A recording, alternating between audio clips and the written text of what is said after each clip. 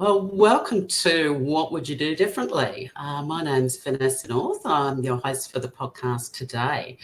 This podcast is where we talk to various leaders and business leaders who've had at least 10 years experience, and we've asked them to take a moment out of their busy lives and their working lives to have a chat with us and share with us an event or an experience that somehow has changed the direction of their life. So true stories. Hopefully, you'll be able to gain some insights or perhaps some little tips or maybe a little lesson that might help you with your own life or your own working life. And the whole idea here is to, be a bit inspired or perhaps to identify with what somebody else is sharing and be able to kind of think about how that might help us. So without further ado, I'd like to introduce you to Marina Pullin. Marina is an Aries, for those of you that need to know that kind of stuff. I'm a Sagittarius. Once again, if you don't need to know that, please disregard it. But Marina is an incredibly interesting person and has done, a huge amount of things in her, what I would say is relatively short working life. But Marina's... she's founded two businesses at least. So MCBI, training and consultancy company here in Adelaide, but also The Jungle, the preeminent freelancer platform here in Australia. So if you're into freelancing, go and have a look and get in it. If you're looking for people to work for your contracts, whatever, get in and have a look at what I can do for you. So fabulous platform. But Marina not only works in kind of the business area, but also has a number of other kind of strings to her bow. And one of which is she started a foundation called the Here for Good Foundation. She also serves on a number of boards and not-for-profits. So, wide range of experience, an incredibly interesting person. So, Marina, we're so pleased that you've come along today to sort of spend a bit of time with us. So what I'd like to ask you is about, what is it? Can you tell us a story, an experience that you've had? And at the end, I'll ask you, is there something that you would do differently if you had your time again? Yes. Why, thank you for that incredibly embarrassing introduction. Other than the Aries part. I didn't mention everything. That was the summary. Sure, it's like Aries says it all. That's all you need to say. No, that's very nice of you. Thanks. And it's it's cool. I like the opportunity for you to host, and I get to chat about something that happened to me. All right. So I've been sitting on the other side being the host, but you can't help but start to think about your own sort of career and your journeys. And I mean, I've got the subtle cover-up thing that I just found to make myself look a bit glowier, but I'm quite old. Yeah. But I am quite old, and I had to have a lot of different experiences, many of them pretty awful, to be honest. But the one that kept coming back to me when I was sort of like going through the photo album of all the people I've met, it was it's actually 3 or 4 experiences, maybe 5. Don't worry, I'm not going to bore you with an hour-long expose. Yeah, we've got 12 minutes. No, hurry up. All right. So I was thinking about these experiences that really jumped out to me around how did it shape me, the impact it had on me, on personal and professional. And I think the reason my brain was cleverly circling around these 4 or 5 experiences is that they were basically the same. Change the people. And when you pull back enough, you look at it and go, oh, my God, I did that 5 times, at least. Like at least. Well, I never learned.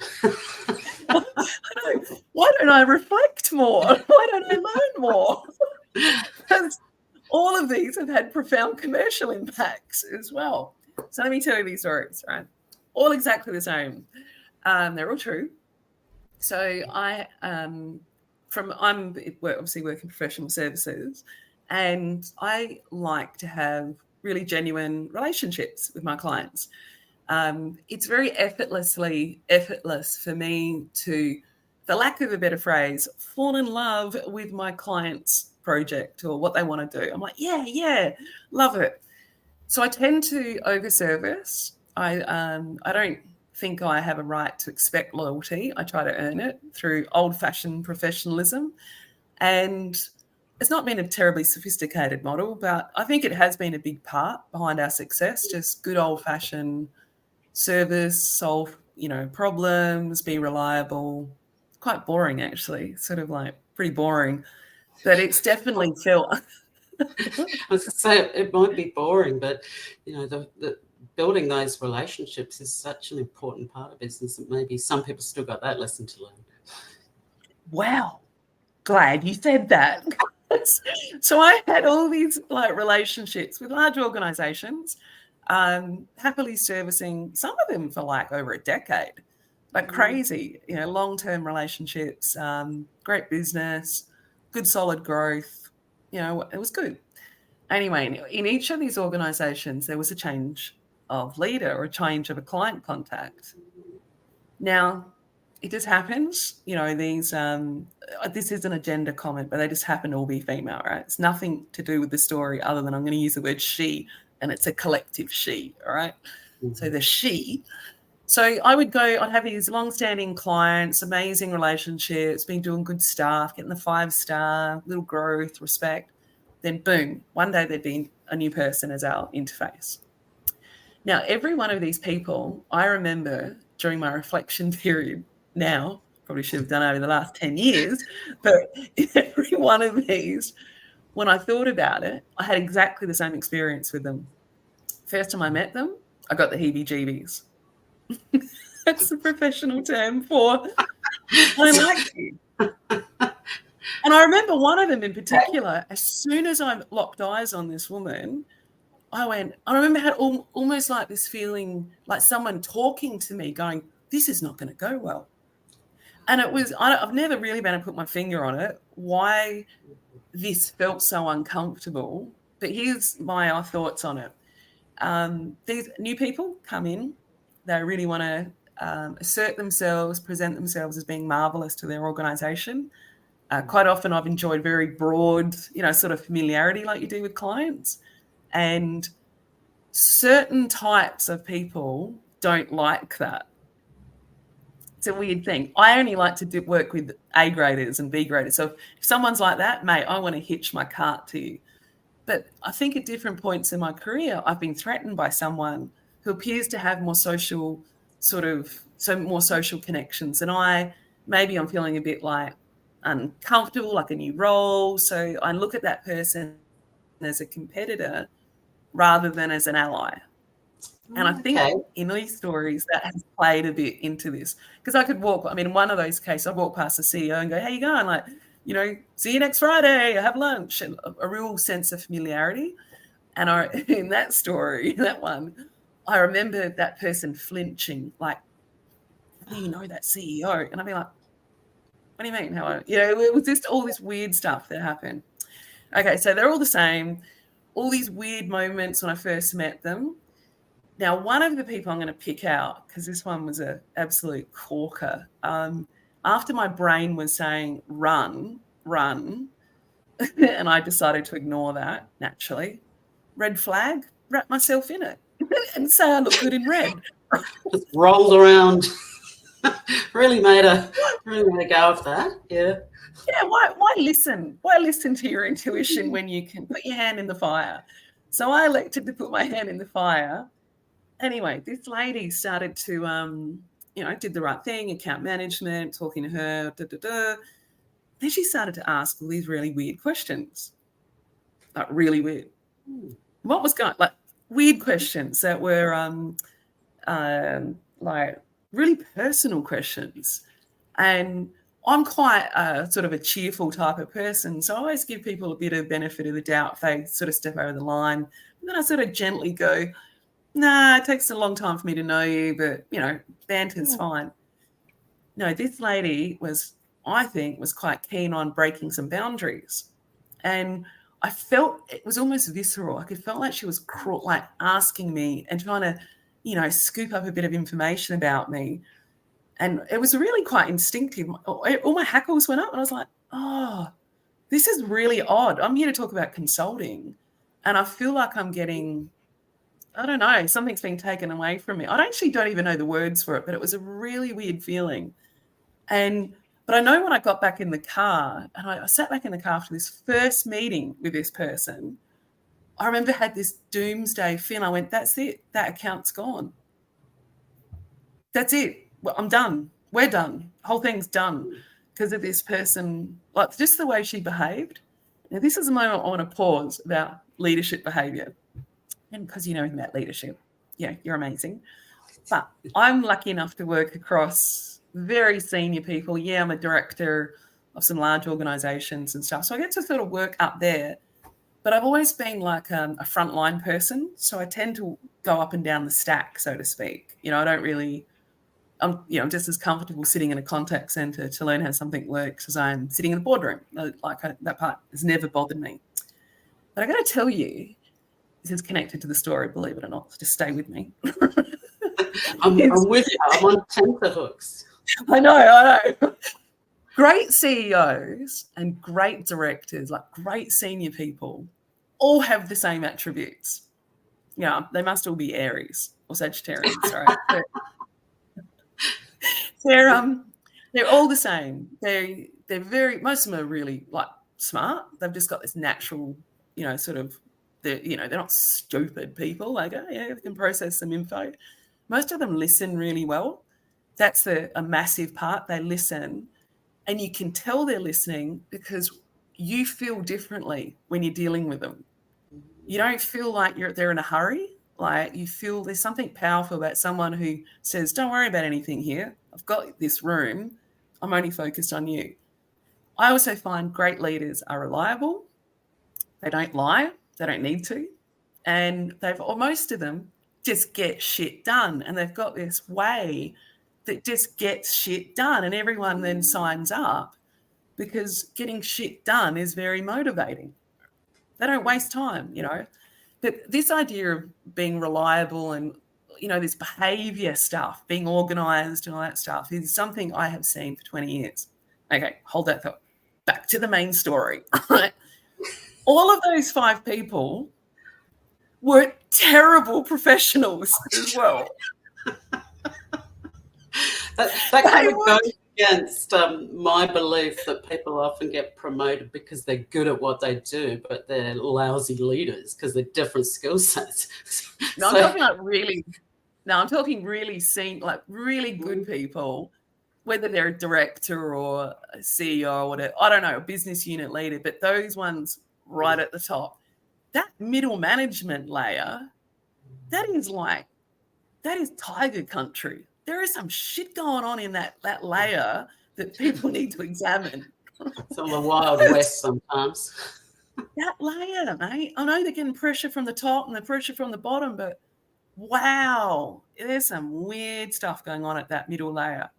And these 5 all had the same attributes.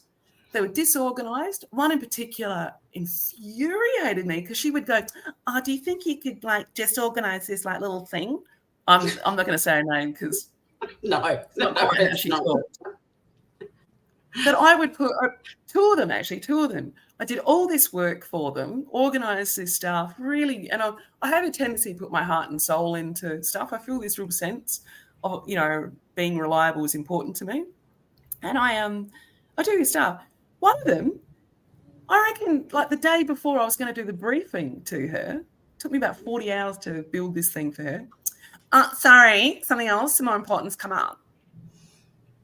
More important. Okay, she didn't beat around the bush then.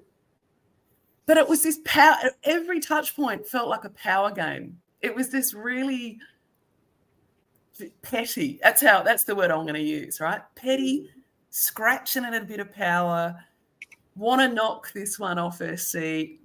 Don't know, don't really care about, whatever. I'm sure there's another side to it, but for me, as a long-term supplier, I had to spend a lot of time making sure I didn't think of the company poorly because of one person. One person, yeah. And Yeah, and that was actually quite difficult because of the way it was always this one person, and they all the same, disorganized, just ugh, never got back to you, like, and you can just shit, shit professionals. Let's tell it like it is. Yeah. I mean, I work with CEOs of banks, right? And that's not a humble brag, but those people are so fucking busy, and they are have got so many things on their shoulders. They are just naturally good at being decent. Most of them are very decent at that level. And the same with directors. And then you get to this middle management, and they're like, oh no, too busy, got to take my kids, to go look at a dog tooth on Thursday. Can't attend that political briefing. But I'm only going to give you 4 hours notice. So everyone else is lined up. No, and I'm being vulnerable about how I feel about it. I think that, as you just mentioned there, which resonated with me about, with only a few hours notice, things do come up, and sometimes, you've got to make a decision about what's more important.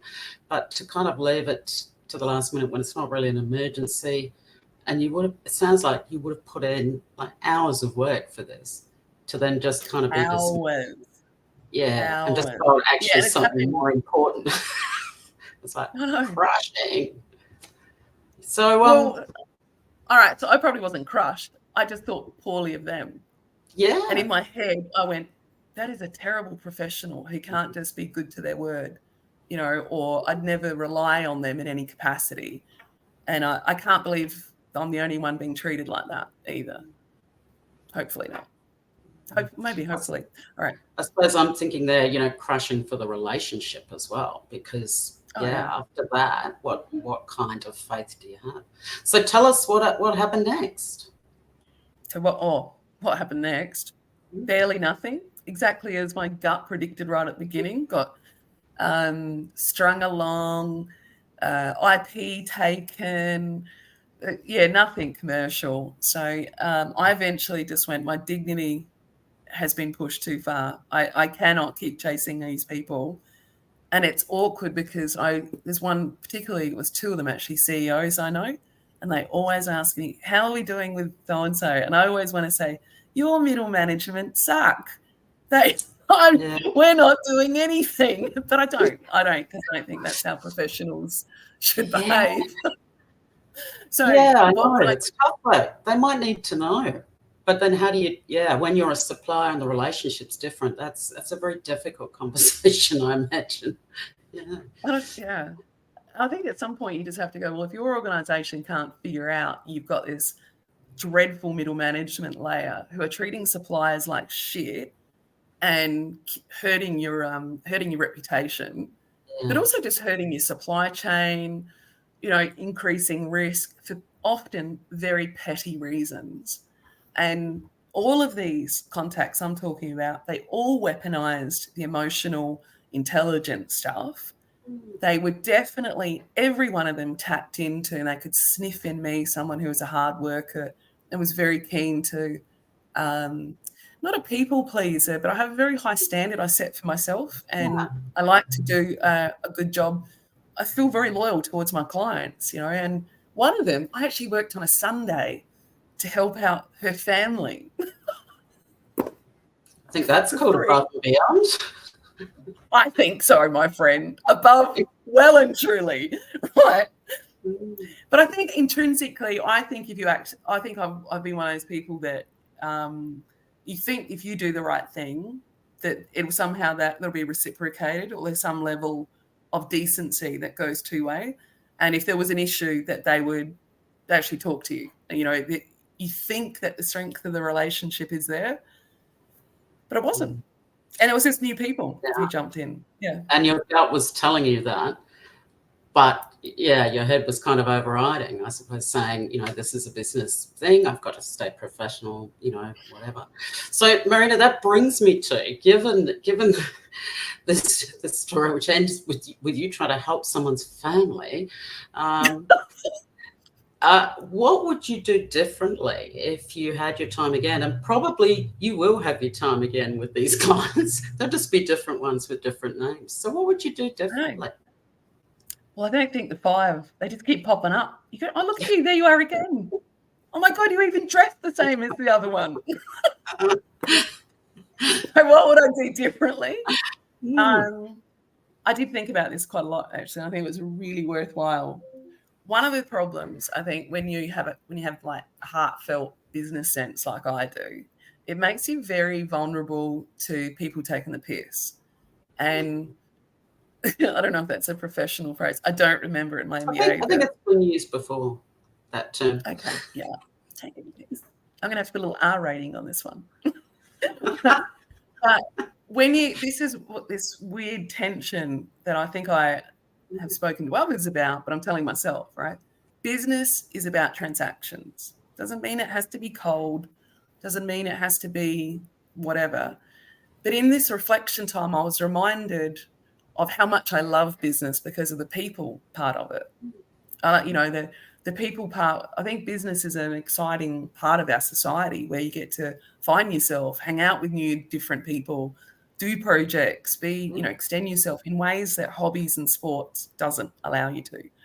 So I've always held business as a concept in very high regard, but I think there's a naivety that's been with me around people within that honeycomb of business. And I have always worked very hard to trust my clients and to be trustworthy myself. One of the gaps that I would do differently is having a healthier tension with commercial arrangements. I just go, no, that's number one. I just go, nah, sorry, mate, I'm not doing that. It's not going to work for me. Yeah. Sunday morning, I'm going to yoga. And, I just wouldn't, but I think deep down I was thinking that would strengthen our relationship. But I did it, it's a bit mixed, but it was a good reflection for me to do. The other thing I'm going to do differently is maintain a bit of distance across the board. There are people that I just naturally warm to, I'm just like, oh, let's all be friends. And I run into their arms and metaphorically. Metaphorically, although when I did work in defence, they actually did touch me inappropriately. So, oh, okay, we'll leave that one. That's another story. But and do you think that's going to be difficult for you because you're a very kind of giving person? And I've always found that with you that what you see is what you get. I've never felt from you there's some hidden agendas, but we know other people operate that way, which can also make you a little bit vulnerable. I've had actually one of those 5 people actually asked that. You could see they're like, you're not really that cheerful. And I'm also going to say, every single one of those people warmed up, tried to stick their little latches in me, and then started doing little passive-aggressive, weird comments which I don't need in my life. But one of them was, one of the things is one of those clients said to me, like, what's it like being a funny nerd? What a bizarre question. I reckon that was like, oh. Funny. Well, I don't know. Everything there's great gross about it. So for me, what would I do differently? Commercials, bit of emotional distance. Definitely listen to my gut, like everyone is saying here, going, that very first moment that I crept off and I wanted to have a shower after meeting one of them, I was just like, ugh, disgusting. I should have listened to that. And that's a pretty visceral, powerful response I had. And I just went, what's that? What's that? Intuition? I will ignore that. And I paid a price for it. The other thing I would do, though, from a very businessy point, and we do try to, but we always try to diversify our relationships. So do you have more than one connection into an organisation just to prevent these single points of risk? It's not always easy because quite often clients will appoint like like a partner manager or a client manager or what have you. So you sort of for efficiency. But if you get some terrible person in there who holds the relationship or, I don't know, doesn't like cheerful nerds or whatever other slight.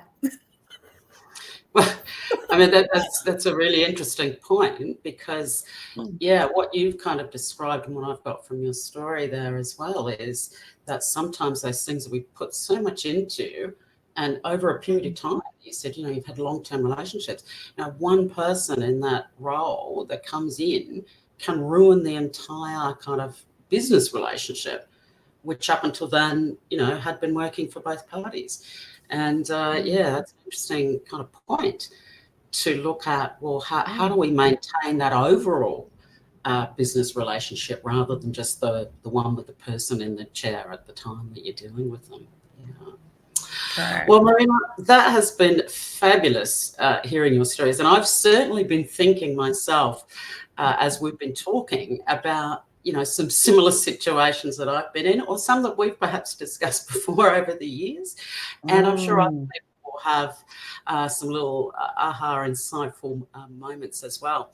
So after today's session, you may think, I want to know more about this funny nerd Marina. She sounds like a fabulous gal, because I'd say I'm probably a bit of a funny nerd as well. I think it's a good thing, It wasn't delivered like in a good way. We're clever, but not too serious, and committed, and really looking to make a difference with the people that we work with, and to want to work with people who are like-minded. And I've got to say, I think that's that's something that I aspire to as well. And I'm sure with some of the folks who are going to be continuing on this podcast, we'll have some more fabulous stories and insights to share. So Marina's details will be available after the podcast here, if you're looking at it rather than just listening to it. Or also you can connect with Marina on LinkedIn, or just do a bit of a Google. You'll find her in all sorts of places doing some wonderful stuff. So thanks so much, Marina, for sharing your time with us, and we'll see you in the jungle. Thank you. Thank you very much.